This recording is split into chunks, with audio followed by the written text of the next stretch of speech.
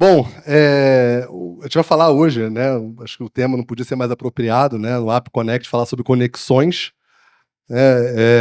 Acho que o início dessa história, né, começa com um programa do MIT, Luiz Mandarino, que é o nosso diretor do Energy Center, aqui da MIT Technology Review, fez parte desse grupo, né, que trouxe esse programa pioneiro, e a ideia é que ia falar um pouco sobre tudo isso que constrói ecossistemas de inovação, né? E essa pergunta aqui, a gente vai passar um pouco por ela, né? Quem é o CEO do Vale do Silício? Né? Quando a gente olha a Apple, tem a imagem do Steve Jobs, né? Essas Mark Zuckerberg lá na Meta, Facebook, né? Mas o Vale do Silício, quem é o CEO, né, desse grande projeto de sucesso aí, a região, né, que se fosse um país teria o maior PIB per capita do mundo, né? Então, como eu falei, eu vou me apresentar rapidamente aqui, mas tem uma razão de ser, tá, pessoal? Assim, eu sou, como a Paola mencionou, né, CEO do Energy Summit, vice-presidente de energia e sustentabilidade da MIT Technology Review aqui, professor atualmente do BMEC, mas já dei aula na FGV também, COP FRJ, né, coordeno o ranking de startups do Grupo Globo, né, valor econômico, né, com a Inovis, né, que é a minha empresa de educação, também é uma apoiadora aqui. Então eu faço um pedaço de um pouquinho de cada coisa que a gente vai ver aqui do ecossistema. Lembre um pouquinho desse slide aqui que a gente vai retomar, porque eu acho que é importante para o nosso contexto e para o nosso debate, para o que a Paola falou, que eu acho que é super importante fazer conexões, né? A gente tem que viver em vários mundos hoje em dia, né? Então, né, primeiro vamos falar um pouco de quem é o CEO do Vale do Silício, mas a gente tem dois cases que a gente vai perpassar aqui, que são dois dos maiores ecossistemas de inovação do mundo, completamente diferentes entre si, né? O mais famoso deles, o Vale do Silício, na Califórnia, onde todas essas big techs nasceram, a maior parte das big techs nasceram ali, a cidade de São Francisco e outras cidades ali, Menlo Park, Palo Alto, ali umas cidades ali do outro lado, e tem um ecossistema completamente diferente em Massachusetts, né, chamado ecossistema da Kendall Square, onde fica o MIT, onde fica Harvard, né, algumas quadras de distância, uma das melhores universidades do mundo, ficam muito próximas, que é muito mais focado em, né, Deep Tech, Hard Tech, Tough Tech, cada um usa um nome lá, muito forte na área farmacêutica, médica, né, com um modelo muito mais de um grande bairro do que um conglomerado de cidades. São muito diferentes, muito distantes, né, mas o que representam essas áreas hoje? Né? Hoje, o sinônimo, e a gente viveu, né, um momento ontem que a Paola mencionou aqui, que a gente tem que pensar em todos os aspectos da construção de um grande ecossistema de inovação, mas a gente tem casos, como o próprio Vale do Silício, que em algumas décadas, né, um pouco mais de século, se transformou de uma região desértica, que nem pertencia ao México, nem pertencia aos Estados Unidos, né, em meados do século XIX, e hoje é uma das regiões mais desenvolvidas do mundo, né, que é o Vale do Silício ali na Califórnia, se fosse um país maior PIB per capita do mundo. E aí você tem processos que são até mais rápidos do que isso. Estou apanhando aqui do negócio. Vamos lá. Que é o ecossistema da Kendall Square, onde fica o MIT. Vocês olharem aqui, eu não estou falando de um século atrás, estou falando da década de 80. É uma região, você vê, vazia. Né? Ali do outro lado é Boston, né? Para quem não conhece a região, isso aqui é Cambridge, que é o outro lado do Charles River. Você vê que é uma região meio industrial, vazia, cheia de terreno vazio aqui. E hoje, né, onde fica Harvard, MIT, ficam as maiores universidades do mundo, também um dos metros quadrados mais caros, mais desenvolvidos do mundo, né, 40 anos depois. Eu tive a oportunidade de morar lá, foi um desafio financeiro morar lá, era mais fácil quando era assim, né? Mas também um grande desenvolvimento econômico e social baseado em inovação. Então, inovação hoje, dificilmente você vai ver no mundo uma região desenvolvida que não tem um polo de inovação muito forte, ou ao contrário, uma região que é um polo de inovação muito forte que não acaba se desenvolvendo. Então, hoje, isso aqui, né, a gente falou de geopolítica um pouco, né, o driver da humanidade já foi terra, né, na época do feudalismo, já foi, né, capacidade industrial na época da Revolução Industrial, hoje é conhecimento, é inovação. Então, é isso que vai fazer, né, a Paola falou de negócios, né, também de negócios, mas negócios inovadores. Né, a gente, quando discutiu isso aqui, né, a gente tem esse grande projeto que envolve vários stakeholders de transformar o Rio de Janeiro no Vale do Silício da energia e da sustentabilidade. Porque a gente fala muito disso, o pessoal fala, pô, mas o Rio de Janeiro é muito bom em entretenimento, criatividade. Só que são cadeias de baixa complexidade. Isso não gera desenvolvimento econômico para sustentar uma cidade de 7 milhões de habitantes. Né? Isso funciona lá para Jericoacoara, que é maravilhoso, Barra Grande, cidade pequenininha, turística. Mas o turismo, né, você tem um topo da cadeia de alta renda e uma massa de trabalhadores com baixa qualificação em geral. Você precisa de setores como financeiro, médico e energia para você ter uma grande classe média e ter uma região desenvolvida, né? Então, você precisa de inovação. E é a inovação que vai gerar esse tipo de emprego, que vai gerar uma massa de renda e uma distribuição de renda melhor, né? Então, você precisa fazer esse desenvolvimento aqui industrial. Eu estou apanhando. Eu vou fazer assim, você passa para mim. Então, quem foi... Né? Então, voltando à pergunta original lá, quem foi o líder, né? Ou seja, se alguém aqui tiver algum palpite, quiser dar, que liderou essa grande transformação desses dois grandes ecossistemas. Ou seja, quem foi o CEO, né, o equivalente ao CEO, do Vale do Silício ou da Kendall Square, onde fica Massachusetts. Alguém tem um palpite? O Tom ficou lá um maior tempão. Você lembra de quem é o CEO da Kendall Square? Então vamos lá, vamos tentar descobrir. Bom, né, um palpite seria os governos, né? O governo dos Estados Unidos, Califórnia, Massachusetts, liderou essa grande revolução, né? Ou seja, um super projeto de governo, um programa que fez um grande investimento e fez o Vale do Silício ser o que é, o Kendall Square ser o que é. Isso é um bom palpite. O segundo, né, universidades, né, os polos de conhecimento, né, Stanford e Berkeley, lá no Vale do Silício, o MIT, Harvard, ali na região do Kendall Square, né, ou seja, tiveram uma pesquisa, falaram, a gente vai fazer isso aqui, fizeram um super plano acadêmico e o resto do pessoal implementou. Também seria um bom palpite. Grandes empresas, né? Essas duas regiões têm empresas gigantescas, né? Apple, Intel, HP, o próprio Google, né? o Massachusetts General Hospital, né? Em Boston, BCG, General Electric, são grandes corporações, são símbolos do desenvolvimento daquelas regiões. Também, né? Poderiam ser. Né, startups, que hoje não são mais startups, né, mas já foram, né, para esse movimento. Google, fundado em 98, Facebook, 2003, Airbnb, Boston Dynamics, das regiões. Né, esse mundo moderno pós-anos 2000, né, esses tipos de empresas, né, se tornaram as grandes estrelas, também poderiam ser um bom palpite. Ou investidores, né? A galera por trás, eles são menos conhecidos, mas tem uma galera que bota grana e faz esses negócios acontecerem. A gente está falando aqui com o Ricardo, né, um pouco de papel que esses investidores têm de transformar esses sonhos, ideias inovadoras em negócios, como Sequoia, Y Combinator, né, Andreessen Horowitz, Bain Capital, Charles River Ventures, são os grandes fundos que estão por trás do financiamento dessas grandes startups inovadoras. Então, a gente teria essas 5 alternativas, segundo o MIT. E, na verdade, a resposta é que quem fez o Vale do Silício e quem fez o ecossistema americano são todos e nenhum ao mesmo tempo.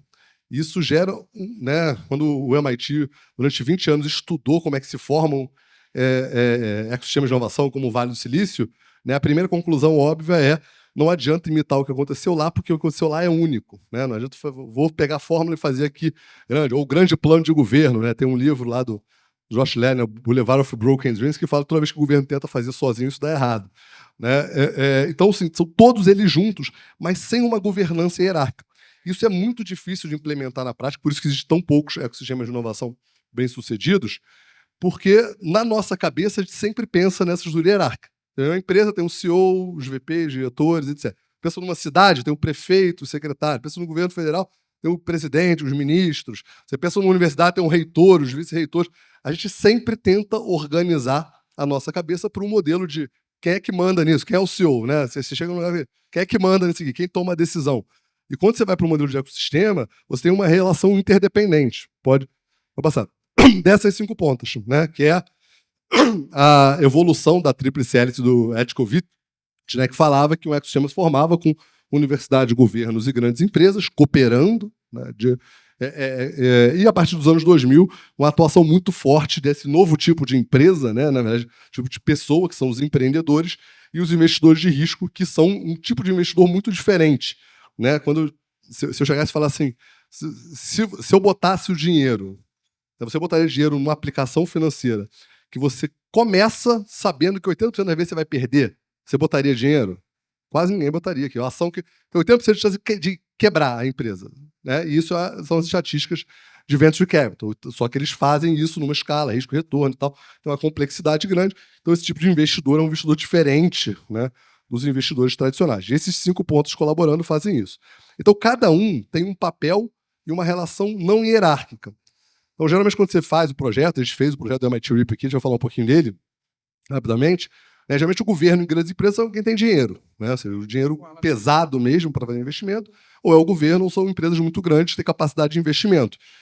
Mas elas não podem exercer isso. Né? Você está acostumado, quando você vai falar com o seu cliente, ou se eu sou seu cliente, eu vou pagar por isso, eu quero fazer do meu jeito.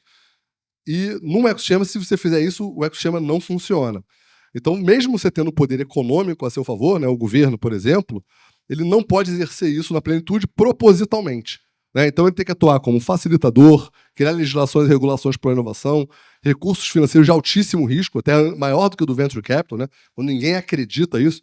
A internet, que a gente conhece, é um projeto governamental da DARPA, que é a Agência de Defesa Americana, fez uma concorrência, uma encomenda tecnológica para comprar, para desenvolver uma rede imune a ataques nucleares. Na época da Guerra Fria, criou um negócio chamado ARPANET, né, que é o precursor do protocolo TCP/IP, que depois abriu para o uso civil e virou a internet que a gente conhece hoje. Mas ninguém ganhou dinheiro com a internet. Né? O dono da internet não ganhou dinheiro. Quem ganhou dinheiro é quem desenvolveu coisas em cima da internet. Né? O Google, Facebook, Uber, etc. E tal. Mas a internet mesmo, né, não tem um dono. Se não fosse o governo financiando isso aqui, ninguém faria uma rede que não tem perspectiva de retorno. Né? Financiar estudos de base. Então o governo não deve cair. Isso aqui é para político. Tem alguém de governo aqui também. Posso falar transparentemente. Mas, assim, o governo... O político tem essa questão de querer ser o dono, mas ele pode se apropriar, obviamente, de um grande feito.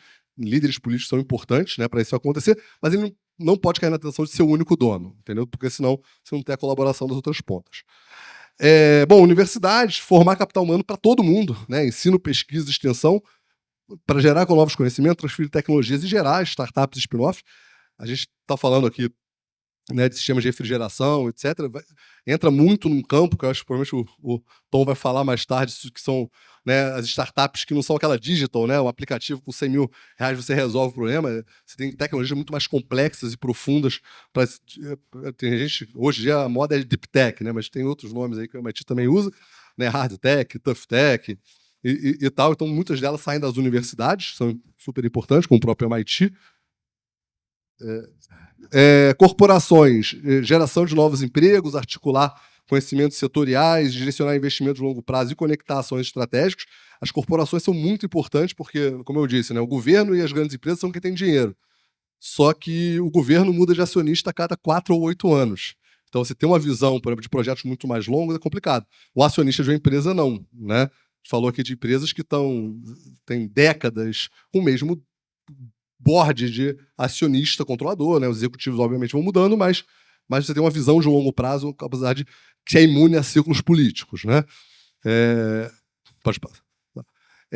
Bom, os investidores de risco, acho que eles olham tendências, eles fazem essa conexão, conecta boas ideias com capital, o típico modelo de desenvolvimento do Vale do Silício. Ele abre porta para empreendedores, geralmente são muito bem conectados, né, os investidores, e o Smart Money é ensinar para os empreendedores aí o caminho, porque ele já investiu em vários outros empreendedores que deram certo e sabe um pouquinho aqui dessa liderança. E os empreendedores têm que inovar, empreender, ensinar o caminho para os próximos, servir de exemplo. Né? Se a gente voltasse 10 anos atrás aí, e falasse que ia surgir um app que ia colocar, né, ameaçar ou mesmo competir, né, de igual para igual com os grandes bancos brasileiros, ninguém ia acreditar. Né? O Nubank veio, fez isso e abriu o caminho. Hoje tem um monte de neobank aí, ou seja, ele serve de exemplo para vários outros bancos digitais que surgiram, inclusive agora para os grandes bancos também, que estão entrando por esse modelo. Né? E experiência prática para políticas públicas ligadas a esse tipo de classe de ativo. E por que, né, fazer parte de um ecossistema importante é fundamental? Né? A gente fala grandes empresas, eu falo assim, eu vou botar dinheiro num negócio que eu não vou ser dono, não vou me apropriar, pode ser que meu concorrente pegue. Mas a alternativa é não fazer isso e você ficar num ecossistema muito pobre. Então você pega aqui, né, o mesmo jogador, né, a mesma empresa chamada Cristiano Ronaldo, e coloca ela num ecossistema bom. Né? O Real Madrid, né, botou ele um monte de cara do nível dele, top do mundo, 5 vezes campeão da Liga da Europa, 4 Mundiais Clube, melhor jogador do mundo. É um exemplo de resultado. O mesmo jogador num ecossistema bom. Né? Ou seja, o entorno dele, né, funcionando muito bem. Michael Jordan falava muito disso lá do Bulls, que foi. E quando você vai para o Cristiano Ronaldo, que ele é um craque, continua sendo o mesmo craque, o mesmo jogador, mas a seleção portuguesa não tem o mesmo nível, né, que ele ganhou uma Eurocopa, não ganhou Copa do Mundo. Então, ou seja, você vê que o resultado desse mesmo jogador num ambiente bom é diferente de um ambiente não tão bom assim. Então, a gente fala isso, né? A Petrobras é uma super parceira nossa e tal, sempre está. É o maior centro de pesquisa e desenvolvimento do Hemisfério Sul. Né? Estava com eles na semana passada. O orçamento de P&D do SEMPES é 8 bilhões de reais. É maior do que a maior parte dos faturamentos de qualquer empresa do Brasil. Poucas empresas do Brasil faturam 8 bi. Eles investem 8 bi em pesquisa e desenvolvimento. Né? Então, mas se ele fosse montar o SEMPES, e nada contra, em Roraima, no Acre, ele não ia conseguir ter os resultados de montar ali no ecossistema, né, Rio-São Paulo, né, onde tem, né, o principal núcleo deles aqui. Pode passar. Por favor. Volta mais um. Opa. Então, o que é importante quando a gente olha em ecossistema, e a gente está falando aqui de empresas de vários tamanhos, atores, assim, sempre, se vocês estão olhando para inovar, para esse processo de inovação, invista e construa seu lago artificial. Né? Empresas, façam parceria com universidades, se aproximem de startups com inovação aberta, se aproximem de outras empresas, né, fornecedores, clientes, para montar esse ecossistema no seu redor, para quando você precisar inovar, você tem um ecossistema pronto ali do seu lado para você simplesmente pescar no seu quintal, né? Construir o lago artificial aqui. É muito mais fácil fazer isso, né? Aparentemente te demanda um esforço inicial maior, né? Construir um lago no seu quintal, mas quando você for pescar vai ser muito mais fácil para fazer. Você está falando, né, Paola, sobre essa coisa dos softwares de gestão, não sei o quê, a dificuldade que é achar. Se você tiver um ecossistema construído, você provavelmente vai chegar ali, vai pescar ali, vai acontecer, né? Vai ser muito mais fácil esse processo, né? De fazer a inovação aberta acontecer. Pode passar, por favor. Então, vou falar um pouquinho do MIT RIP, Rio, pode passar, por favor. O MIT RIP tinha, né, eu tive em 2019, no final do meu doutorado, 6 meses no MIT, conheci esse programa chamado MIT RIP, que é Regional Entrepreneurship Acceleration Program.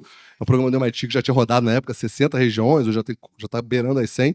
O MIT seleciona 8 regiões por ano para ajudar a construir, durante 2 anos, um ecossistema de inovação naquele lugar. Né, Monterrey já fez parte desse programa, estava falando aqui um pouquinho antes, né, outras regiões já fizeram isso, todos os continentes, e aí tinha um objetivo pouco ambicioso, que é transformar o Rio de Janeiro no Vale do Silício da energia e da sustentabilidade. Né, juntamos pessoas muito boas, né, das 5 pontas, né, precisa submeter isso aqui, e conseguimos hoje tinha um case para o MIT, o Energy Summit, que eu vou falar um pouquinho, nasceu de uma iniciativa desse programa, a própria vertical de energia da MIT Technology Review nasceu desse programa. Para quem não conhece, lá vale super a pena. O Maravalley, ali na área do portuária, que é um super ecossistema, nasceu, né, a instituição que gerencia, né, esse fins lucrativos nasceu desse programa, então eu tinha esse objetivo aí de tocar esse programa. Pode passar. Volta mais um pouquinho. Isso. Então a gente tem, né, o programa são 4 fases, vou tentar dar uma acelerada aqui rapidinho para a gente aproveitar o tempo, né, do bate-papo. Então o programa tem 4 fases, são 2 anos. A primeira você faz um diagnóstico, que é super importante, muita política pública não faz essa etapa, o cara tem uma ideia, fala, não, vamos fazer uma política pública legal.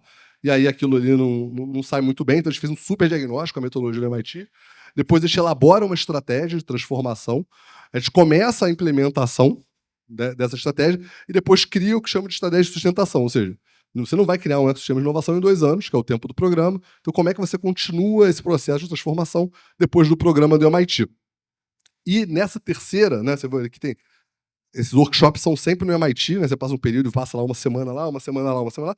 E na terceira, você compete, né? Tipo competição das Olimpíadas, sede das Olimpíadas, faz um application para o MIT para você ser a sede daquele workshop e trazer as regiões do mundo lá para a sua região. A gente competiu com a Arábia Saudita, Bélgica, Los Angeles e ganhamos o direito de sediar, né, o workshop do MIT. Fizemos um super evento no Museu da Manhã, super desafiador, né? As 3 empresas do nosso board, Petrobras, Eletrobras e Vibra, 3 das 10 maiores empresas do Brasil, as 3 mudando o C-Level.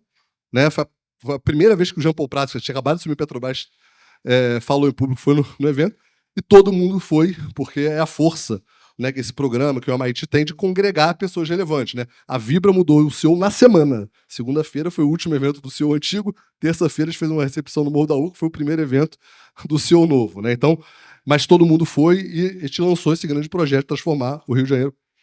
Pode passar. É isso aqui. Então a gente passou, né, trouxe pela primeira vez aqui no Brasil, pode passar no slide, né, e falar um pouquinho aqui das 3 pontas. Eu vou estar aqui, antes no almoço, pode conversar um pouquinho aqui, eu vou tentar passar mais rápido, mas isso é a metodologia em si, né? Então você começa agregando um pequeno grupo de stakeholder. Então, quem é que estiver pensando, vou montar um ecossistema, vou montar alguma coisa, você começa montando aqui. O número do MIT é de 8 a 12 pessoas, representando cada uma daquelas 5 pontas. Então pode ter 2 de uma da outra, sempre de 8 a 12 pessoas. Depois você faz uma avaliação do estágio atual, vê quais são as lacunas, o que precisa ser preenchido, e depois elabora a intervenção estratégica, e cada uma dessas intervenções estratégicas vai ter um modelo de governança próprio. Aí sim, vai ter o CEO do Energy Summit, sou eu. Né? Eu tenho o CEO lá do Maravale, que é o Daniel. Essas estruturas, né, essas intervenções, elas precisam ter realmente uma liderança que vai executar aquela intervenção estratégica. Mas, né, esse processo não pode ter um líder único. Né? Eu era o champion, né, que é o nome que o MIT dá para isso, todo mundo fala, não, porque eu vou no seu programa. Eu falei, seu programa é o nosso. Porque se fosse meu, não ia dar certo. Né? Você tem que engajar, nesse início, 8 a 12 pessoas. Né? E por que 8 a 12 pessoas? Né? Que esse processo do time inicial tem uma frase da Margaret Mead que é muito boa, né? Que é, nunca duvide que um pequeno grupo de pessoas conscientes e engajadas possa mudar o mundo. Na verdade, é sempre assim que acontece. Por quê? Porque uma pessoa sozinha não faz nada. Ninguém faz nada sozinho, de relevante. Né? E um grupo muito grande não tem foco.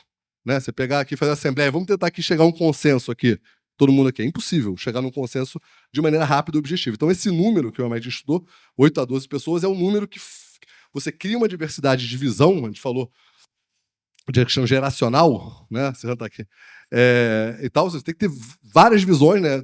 A visão da universidade sobre progresso é muito diferente da de governo, que é muito diferente da startup, que é muito diferente de uma grande empresa. Isso que é a riqueza do negócio. Mas se for um negócio muito grande, vira uma assembleia, a gente não consegue chegar no consenso. Então, é por isso que 8 a 12 pessoas na metodologia do MIT. Né, o segundo é essa questão do avaliar. Né? Isso aqui é a metodologia do MIT, eu acho que tem muito material sobre isso, de dar a compartilhar. Você, primeiro, vê o que tem. Por exemplo, a nossa região tinha grandes empresas de energia. Né? Tem as nacionais, multinacionais de energia, todos estão aqui de óleo e gás, energia elétrica, né? Estão todos aqui. Isso é uma coisa que já está no Rio, a gente aproveitou. Caldas, na Colômbia, na região, não tinha uma grande empresa âncora. Então, para eles, tinha um desafio de trazer. Só que a gente, por exemplo, aqui no Rio de Janeiro, tem uma dificuldade enorme de transformar conhecimento acadêmico em negócios, que é uma dificuldade da nossa região. Talvez outra região não tenha esse problema. Então, você pega isso que é o ponto de partida, faz um diagnóstico sobre essas 5 dimensões, como dá para ler, capital humano, funding, infraestrutura, demanda, cultura e incentivos, tanto para a capacidade de inovar, quanto para a capacidade de empreender. E essas coisas vão falando, né? Tipo assim, a infraestrutura de inovar é laboratório, a infraestrutura de empreender são prédios comerciais, né? O tipo de pessoa é diferente, que é o cara do venture capital, que é o pesquisador. Então, você faz um profundo diagnóstico disso e como é que essas coisas se relacionam. Isso gera vantagem comparativa, que gera impacto no final do dia. Né? Então, a gente fez, né, 3 iniciativas, foco, né, você vê que o Energy Summit nem está aqui, acabou emergindo, né, e aí isso faz parte do processo de inovação, acho que quem lida com inovação que sabe disso. Né, então, a gente fez o Energy, que foi um super programa que rodou 2 anos, talvez a gente retome aí, né, Mandarino? Isso aqui, mas formou 600 empreendedores, acelerou uma quantidade grande também. Né, o Rio Energy Bay, que é a instituição hoje que, né, chamada Instituto RIP, o CNPJ que gerencia o Maravale, né, 2 iniciativas super bem sucedidas. Essa de investimento foi uma coisa que foi mais tímida, né, e isso faz parte da inovação. A gente fez 1, 2 rodadas, gerou algumas conexões, mas parou por aí. Mas, em compensação, essa ideia de gerar conexões, como o Rap Connect, gerou o Energy Summit, que aí gerou uma grande plataforma de conexão, que os investidores vão lá e vão fazer parte disso. Né? Então, volta um pouquinho. Volta um pouquinho. Pode voltar, por favor. Né? Então, depois do que a gente fez no MIT RIP, que são aquelas 3 iniciativas, tem as iniciativas ligadas à sustentação. Pode passar. Primeiro, como eu disse, né, o Maravale hoje é gerenciado por essa instituição sem fins lucrativos que foi criada para esse fim, né, que ele toca, isso mantém, né, está super crescendo cada vez mais. A gente fez semana passada um evento lá, né, algumas pessoas que tiveram a oportunidade de estar lá com nossos convidados, no lançamento do nosso reporte, foi lá nessa região. A gente lançou a vertical de energia da MIT Technology Review. Né, a MIT Technology Review cobre todos os aspectos de tecnologia. A gente tinha uma vertical de saúde por causa do MIT RIP, né, uma conexão. Nossa, hoje nós somos sócios, né, do André Lucelli, que é o CEO da MIT Technology Review.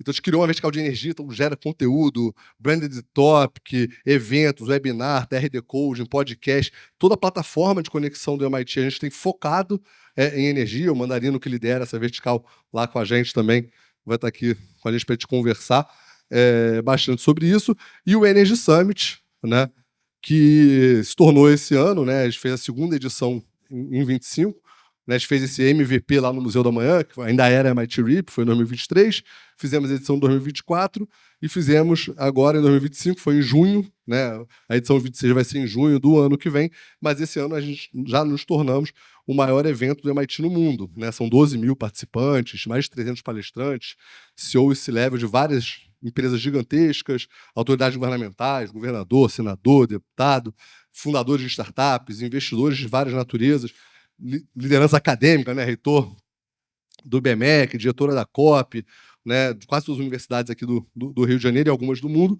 também estão confirmadas. Pode passar.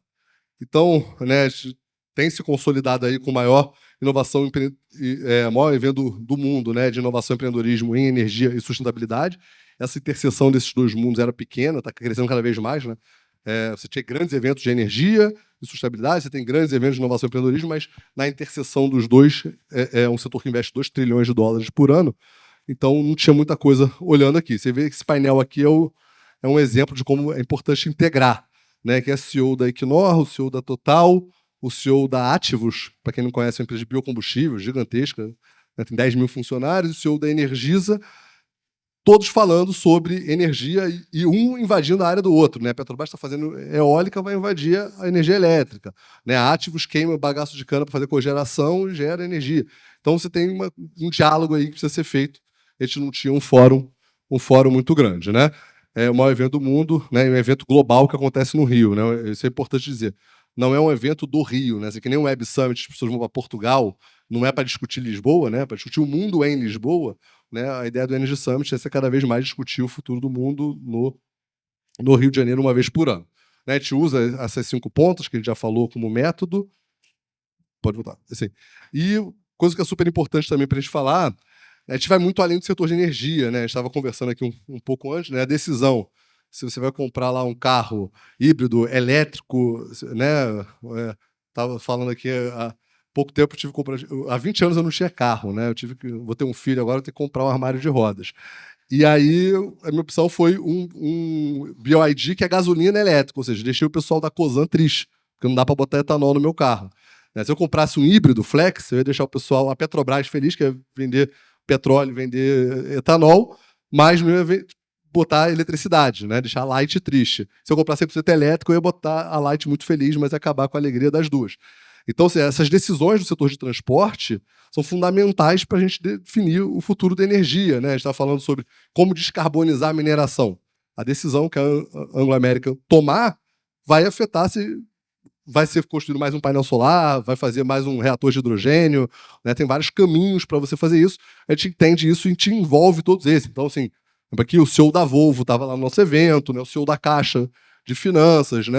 O CEO da Ativus, que é agronegócio, o presidente da BAG, também TI, Gênesis, estava com a gente, a VP da TIM, né, indústria de base, uma série, ArcelorMittal, Dow Química, Braskem, né, Smart Cities, acho que o Augusto está aí também, super especialista na área, também várias discussões sobre isso, né, sustentabilidade. Então, todos esses setores vão ditar o futuro da energia e vice-versa. Né, a maneira que a energia vai ficando barata investindo, você vai ditar o futuro de como descarbonizar esses setores, né? Pode passar. Então, aqui alguns exemplos, você vê que é bem diversificado, né, de alguns patrocinadores que estiveram com a gente. A Vale, que a gente falou, que é mineração, né, Stellantis, que é setor automobilístico, né, setor elétrico, CEMIG, óleo e gás Total, né, o Cubo do Itaú, que a gente estava conversando aqui, né, escritório jurídico, TI. Então, tem uma série, né, de setores muito diversos. Por quê? Porque a transformação energética é um assunto multidisciplinar e vai envolver tudo. E essa questão da conexão é fundamental. Não adianta a Anglo American escolher solar e os investimentos do setor de energia estão em outra fonte que vai tornar mais barata, ela vai perder competitividade. Né? Então, isso precisa ser discutido aí. Pode passar. Né? Então, falar um pouquinho mais do Energy Summit. Né? A gente é um evento 100% ESG, a gente não leva isso na prática, né? Faz ação com escola pública, acessibilidade PCD, neutraliza resíduo, carbono, né? Sala de alimentação, atividades com crianças. Temos um programa de empreendedorismo em comunidade que a gente roda lá e dá prêmio em dinheiro para os vencedores. Então, a gente executa tudo isso aí dentro do Energy Summit. Pode passar. E eu acho que é super importante esse espaço, que eu fiz questão de colocar esse slide aqui. A ideia do Energy Summit é ser um ambiente de negócios em forma de evento. Né? Isso que a gente tentou os 2 anos do programa da MIT transformar. Então, porque a gente consegue que o CEO de uma empresa gigantesca com uma agenda super complicada fique o dia inteiro no evento. Né? A gente tem toda a estrutura para você fazer negócios lá dentro do evento, não precisar sair de lá. Né? Então, como o Paulo está fazendo aqui com o App Connect, vai ter almoço, vai ter momento, vai ter. A gente faz isso em uma escala muito grande. Né? Então, tem um coworking dentro do evento. A gente monta aqui sala de trabalho, sala de conselho, são 7 salas de reuniões, 4 cabines de call. Então, você está no meio do evento, preciso fazer uma call de conselho. Você vai, pega uma cabine de call, senta, faz a sua reunião, né? Sai e volta para o evento. Tem 2 lounges VIPs, né? Um super VIP, que é melhor que lounge de aeroporto, né? Que a gente fala brincando. Que é onde passa o CEO, o C-Level, os presidentes das empresas, autoridades, palestrantes internacionais. Né, e o Business Lounge, que é um lounge para fazer negócios também dentro. Lá a gente tem uma recepção Infinity, são só para 400 convidados, que a gente fez no Roxy hoje. Quem não conhece, vai super a pena, né, visitar, uma mega experiência, assim, um orgulho. Né, eu fui lá convidado lá pelo Assoalho para conhecer, eu falei, esse é programa de, com todo perdão, os gringos, né, de turista, e eu fiquei apaixonado. Assim, é um negócio assim, nível Broadway. A gente fez a nossa recepção lá, né? Tem sala, essa aqui é a sala dos conselhos também. A gente fez, por exemplo, a reunião do Fórum Nacional de todos os secretários de energia dos estados do Rio de Janeiro dentro dessa sala. Então a gente tem realmente uma estrutura para fazer negócios importantes, né? E aí, assim, todos estão ultra convidados, né, para o Energy Summit. Eu vou, não sei se a galera do marketing vai deixar, mas quem quiser, manda um oi pelos canais. Acho que o Bruno está aqui, né? Cadê o Bruno? O Bruno aqui do nosso time está aqui. Quem quiser, procura ele. A gente arruma um ingresso VIP para todo mundo que quiser e tiver interesse em participar. Então pessoal, é isso. Acho que tem um tempinho de perguntas e respostas.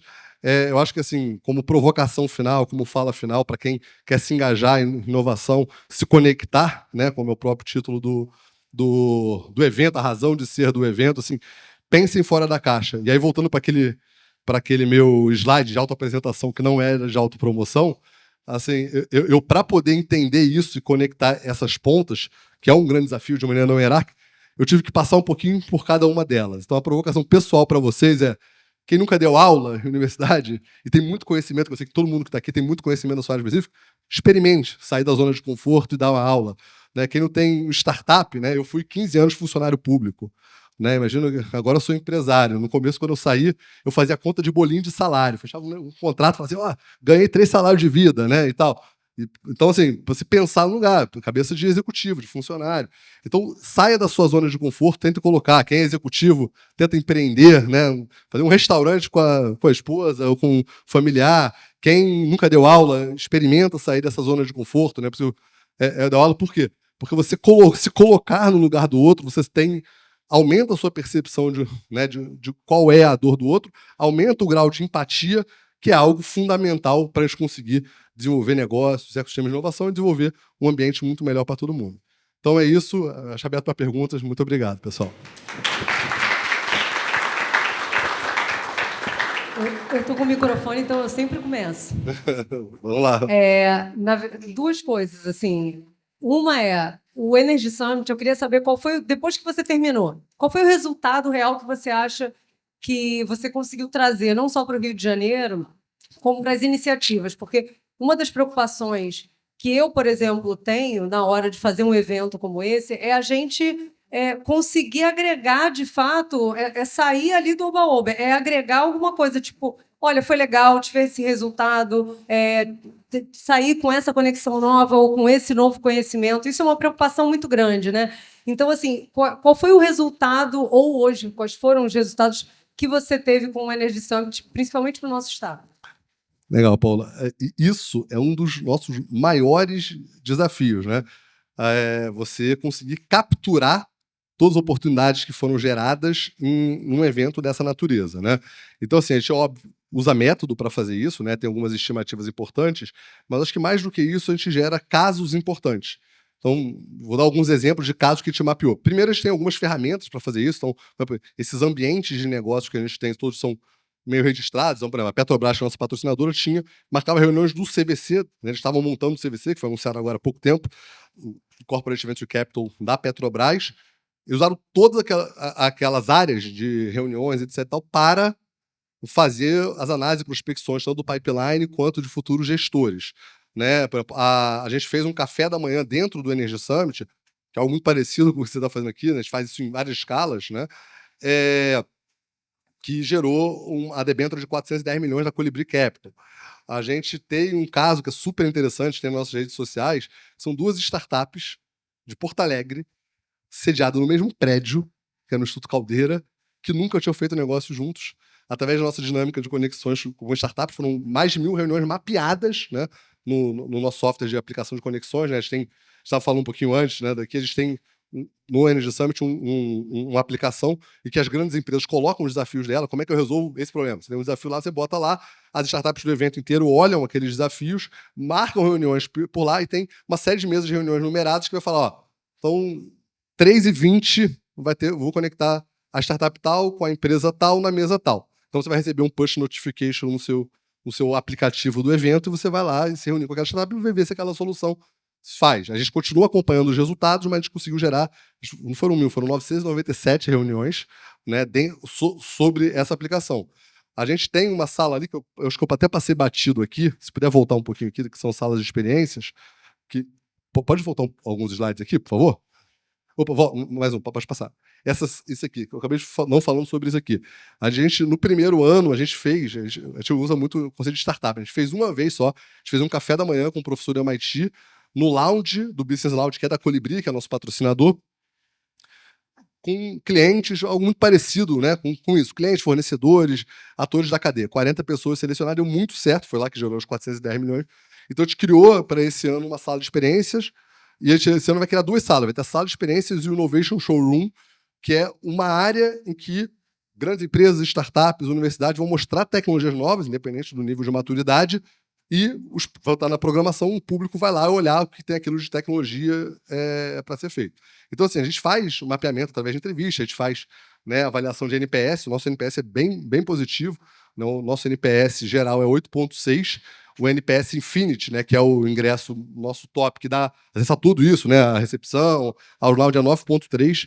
Então, assim, são pessoas muito exigentes, né, que avaliaram a gente com nota 9,3. Então, a gente cria, né, e aí falando assim, o que a gente faz? Né?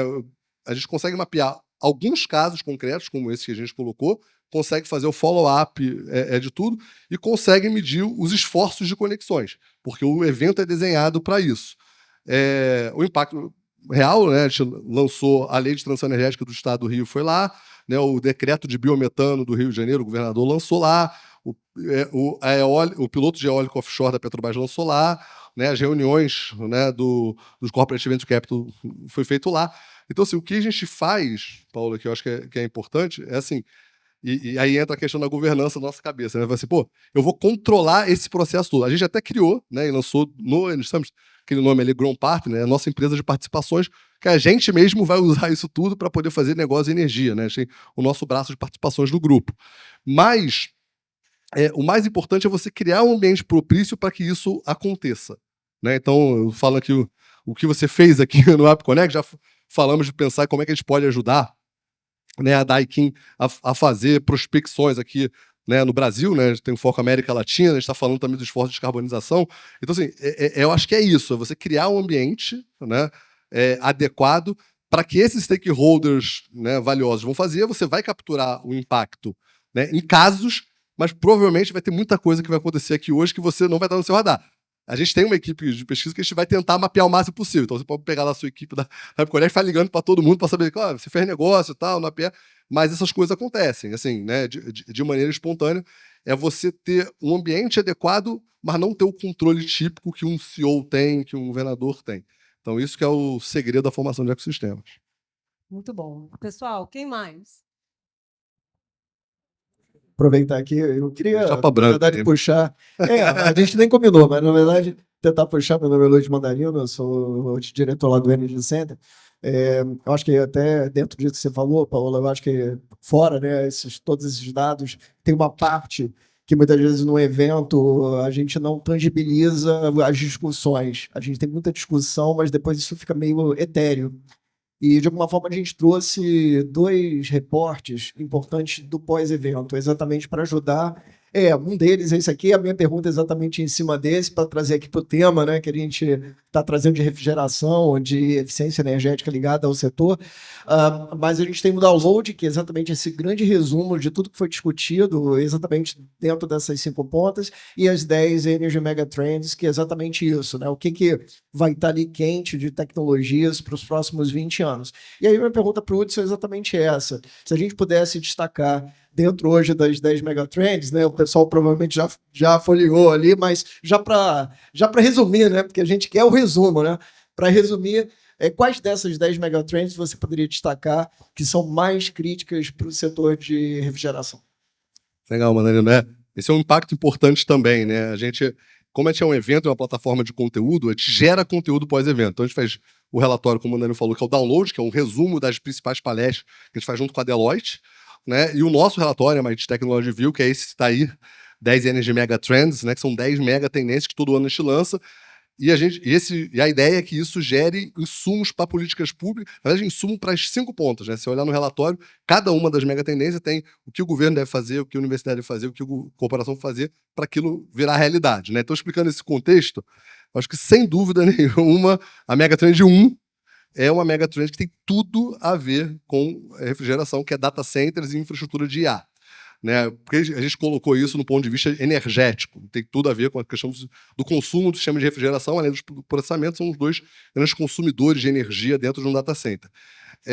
Energia vai ser o limite e o teto da expansão de IA no mundo. Assim, isso é bem ousado falar isso, mas é isso de fato. Porque o que você precisa de um data center, basicamente? Né? Os chips, eu acho que não vai ser a capacidade fabril da NVIDIA ou de outros que vai ser o gargalo para a IA crescer, eles vão fabricar quantos precisarem, né? A construção civil não é um gargalo, o sistema de refrigeração, graças a Vapeur, né? E outros, também não vai ser um gargalo, você vai conseguir refrigerar esses data centers, tem tecnologia, desenvolvimento tecnológico e capacidade operacional de implementação desses data centers no mundo. Pessoas estão sendo capacitadas, realocadas, eu acho que é uma coisa que a gente consegue realocar. O que você não tem de imediato e demora muito tempo para fazer? Energia.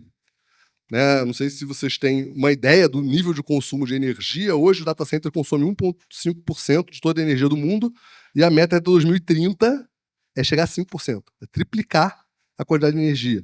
Né? O data center que full operacional aqui, se chegar a esse ponto, ele vai consumir energia equivalente ao estado do Rio de Janeiro inteiro. Então, assim, é uma demanda de energia, assim, é muito, muito, muito grande. Os Estados Unidos já tem, né, de chips da NVIDIA comprados uma quantidade de data center que a estrutura energética hoje não suporta. Ou seja, se você não expandir, vai ter data center pronto, né, que não vai conseguir funcionar por falta de energia. Isso é uma grande discussão, está indo agora para o outro lado e tudo mais. A gente acabou de lançar aqui no Brasil Redata, que é um sistema tributário novo, para fazer isso. Isso tem tudo a ver com a capacidade de geração e consumo e refrigeração. Acho que esse assim, é o número 1. Né? Tem a questão da cyberresiliência, também tem a ver com TI, também eu acho que passa bastante por esse ponto. Né? Tem essa questão da expansão, como a gente falou, né, da geopolítica, isso vai ser transversal, afetar tudo. E eu acho também um ponto fundamental são as deep techs, que é uma outra megatrend transversal, ou seja, essa área, né, que lida com hardware, né, ou seja, quando a gente faz um aplicativo, né, você pode expandir em bloquinhos pequenos, faz um Uber lá, vai expandido com nuvem. Mas quando você vai para algo físico, como se chama de refrigeração, não tem como refrigerar isso aqui sem ter uma estrutura física, né, que vai fazer isso. O desenvolvimento tecnológico é muito diferente, precisa de laboratório, precisa de patente, você precisa de coisas que não são comuns naquele desenvolvimento tecnológico. Isso vai ser a Daikin, quem vai ter que responder isso? Mas só vai conseguir responder se tiver quem vai implementar na ponta, né? Então, eu acho que essa cooperação, né, esse ecossistema, que é o que vai fazer que vai fazer, né, essas tecnologias. Então, assim, eu acho que essas 4 eu destacaria como as principais ligadas a esse tema. E, pessoal, como disse, foi distribuído aí para todo mundo, né, o nosso relatório, que vai super a pena ler, né, e ver como é que cada um da ponta se enxerga.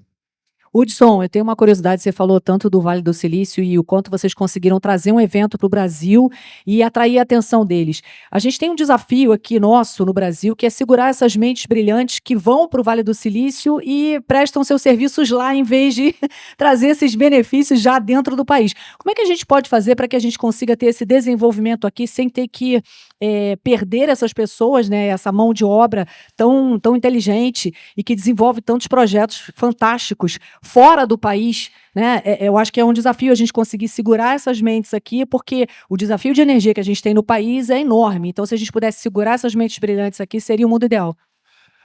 Eu estou intimamente ligado com essa resposta, tá? Eu fiquei lá 6 meses no MIT, quando eu voltei para cá, né?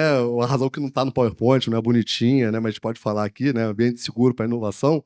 Assim, eu queria parar de viajar para São Paulo. Então, assim, essa era a minha meta, trazendo lá meu KPI de sucesso do MIT RIP era diminuir o trecho Santos Dumont Congonhas que eu faço por ano. Na semana que vem estamos indo lá de novo. Mas eu acho que o segredo, acho que a Paola falou isso um pouco no começo, é desenvolver negócios inovadores aqui. É isso que vai gerar emprego, demanda de pessoas muito boas, né? Assim, quando a gente fez essa questão de trazer o Vale do Silício da Energia e Sustentabilidade para cá, é muito isso, né? O Rio de Janeiro já foi o grande polo financeiro do Brasil, perdeu para São Paulo. Nós falando só da questão aqui, você está falando de fora do país, é pior ainda, né? Quando eu fui lá em Boston, né, tem um evento semanal lá que chama Pub Boston, pesquisadores universitários brasileiros de Boston, né? O pessoal que está fazendo mestrado, doutorado nas universidades de lá. 70% do Pub Boston era a galera ligada à área de saúde. Por quê? Porque lá é o grande polo de pesquisa na área médica do mundo. Então, atrai as mentes brilhantes para lá. Se eu fizesse o Pub São Francisco, no Vale do Silício, ia ser a galera de TI que ia estar lá. Então, a gente tem que desenvolver, né, a resposta para isso, como é que te retém isso, é gerando oportunidades ligadas à inovação aqui. Né? E por que a gente escolheu energia e sustentabilidade? O Brasil tem acho que não é todo mundo aqui que é do setor de energia, mas a gente está no lugar do sonho de qualquer país do mundo. Não tem nenhum país nem perto do que a gente tem. A gente tem hoje 89% da nossa matriz elétrica já é limpa. A gente só tem 11% que não é limpa. Né? Para você ter uma ideia, a média mundial é 30%. É 3 vezes a média mundial. A gente só fica atrás da Noruega, que é um país que tem a população igual à cidade do Rio de Janeiro. Então, um país com 200 milhões de habitantes, dimensão continental, que tem 89% da matriz energética limpa, só o Brasil tem. Além disso, né, já está muito bom. Além disso, a gente pode expandir qualquer coisa. A gente tem muito vento, a gente tem muito sol, a gente tem muita biomassa, né, para o do agronegócio, que é uma maneira sustentável de gerar energia. Se vocês quiserem para nuclear, né, que não é renovável, mas é limpa, a gente tem a segunda maior reserva de urânio do mundo, é sexta, mas as estimativas de que é a segunda. Até petróleo, se vocês quiserem descarbonizar, o petróleo da Petrobras é um dos mais descarbonizados do mundo, é quase 3 vezes menor do que quem está no topo, quase o dobro, né? Então é uma maneira de descarbonizar também, você fazer um petróleo mais limpo, né, o processo todo emitindo menos carbono. Né? A gente tem por causa da margem equatorial, então a gente pode escolher qualquer coisa. Então por isso que o mundo inteiro está olhando para cá, né, para fazer assim, e geopoliticamente a gente consegue, mal ou bem, né, dependendo do ciclo, dialogar tanto com os Estados Unidos, né, pelo nosso background, como China, que são as duas grandes potências aí no mundo. Então, assim, eu acho, assim, falando do Rio de Janeiro, não do Brasil inteiro, cara, eu investi em inovação nessas áreas que a gente tem vantagem competitiva clara. Né? Então, eu iria por aí, e aí a cadeia de energia, né, é muito difícil. Né, até aquela frase, né, que as pessoas, até antes da internet, né, você está conectado a qualquer pessoa do mundo com 7 passos. Né? Você conhece alguém, você chega em qualquer pessoa no mundo. Né? Aqui no Rio de Janeiro eu falo que é impossível você ter negócios que não está no máximo a 3 passos de uma empresa de energia. Aqui no Rio de Janeiro é impossível, é impossível. Energisa, Light, Petrobras, a gente fala assim, não, um evento que é nosso parceiro, que a gente faz perto, é o Rio2C, né, de criatividade, tem nada a ver com energia. Quem é o patrocinador master? Petrobras. O segundo é Light. Aí você vai para o Festival de Inverno lá na Menda Grossa, ali maravilhoso. Era o patrocinador era Prio, agora é Enel, 2 empresas de energia. Então, assim, aqui, o que a gente tem ainda de vantagem competitiva, eu iria por essa área. Setor financeiro, a gente está conseguindo repatriar uma galera legal. né? Pós-pandemia, as pessoas aprenderam a trabalhar em casa, então o pessoal quer morar a 2 quadras da praia, correr às 6 horas da manhã, voltar para casa e trabalhar online. Então dá para fazer isso com mais facilidade, mas eu investiria muito nisso, né? Em gerar oportunidades ligadas à inovação aqui para a gente. Hello. Okay. I have a question. Sorry, I'm gonna use English or maybe Spanish. I can. It's okay. No, English. Your English call. is better. So I have a question because normally what I see or what we have seen in the Daikin Open Innovation Lab is whenever we want to get in touch with VCs, and this is maybe what you have seen in the ecosystem and the relationship formalization. In this case, we have seen that the package of working with a VC usually comes with a consultancy services, discovery, scouting, etc. But when, let's say, in our case, we already, not the case in Brazil, but in the case of rest of the countries in Latin America, specifically Mexico, we have a well-established base of ecosystem, and we have this already discovered, let's say, the top tier startups and the ones that we want to work with. But as I mentioned to you, we want to work with them, but we don't have capital availability, but we do have the strength to expand them, getting them to work with our customers and also invest in POCs. But the vehicle of the investment, we still don't have. So when presenting this, let's say, winning startups that may have a strategic way or a roadmap with Daikin to the VCs, usually they don't know what to do with it because they have maybe other priorities, etc. So have you seen a successful case when is the corporation the one that brings the startup to the VC to generate some sort of investment? Pergunta, dia para fazer isso. Meu doutorado foi na área de CVCs, né? Então tem um monte de coisa aí para falar sobre isso. Mas assim, eu acho que o ponto importante, né, é a gente separar o VC, né, o Venture Capital, do CVC, do Corporate Venture Capital. Né? O VC, ele está olhando em investir, crescer e vender. Então o negócio dele o produto dele é comprar participação e vender participação mais cara, comprar barato e vender caro. A empresa, ela olha pela ótica além dessa, que pode ser uma das alternativas, mas também olha estratégica. Você quer saber quais são as startups que vão agregar valor para o seu negócio principal, a Daikin. E isso gera um conflito grande de interesse, porque você quer que a startup cresça para ser seu fornecedor. O VC vai olhar para ver se eu consigo vender para alguém lá depois, inclusive para você mesmo. Você pode falar, eu posso ter essa possibilidade para vender. Então, assim, tem um slide que depois a gente pode compartilhar. Se você botar aí 500 startups, canivete, você vai achar lá. Na verdade, você tem que para poder montar esse ecossistema de ferramentas, e cada parceiro vai ter um papel, você vai ter que fazer uma matriz que vai, né, aqui numa coluna, os tipos de ferramenta que você vai colocar. Então pode ser um programa de incubação, se a startup for muito pequenininha, não estiver pronto. Venture Capital não vai investir numa startup nesse estágio. Né? Vai ter uma aceleradora, vai ter o fundo de VC, vai ter o M&A lá no final, né, a compra e aquisição, vai ter uma série de ferramentas. Em cada momento da startup, a corporação ou vai fazer ou vai investir. E aí entra a questão do lago artificial. Né? A Daikin vai chegar assim, poxa, eu estou com um problema de geração de deal flow no México, não consigo gerar muita startup aqui. Talvez eu tenha que dar dinheiro para incubadoras das universidades prepararem eles para estarem acelerados, para depois você acelerar e depois um VC investir. Né? Então, você tem, né, as ferramentas de um lado e os objetivos do outro. Né? Quando você entra em corporações, é o objetivo da Daikin, né, o plano estratégico, o que você acha que é importante ou não, né, executar. Eu acho que um case fantástico, que vale muito a pena, né, estudar e conhecer, aqui no Brasil, que só agora tem um CVC, mas ele fazia esse movimento muito, é o da Petrobras.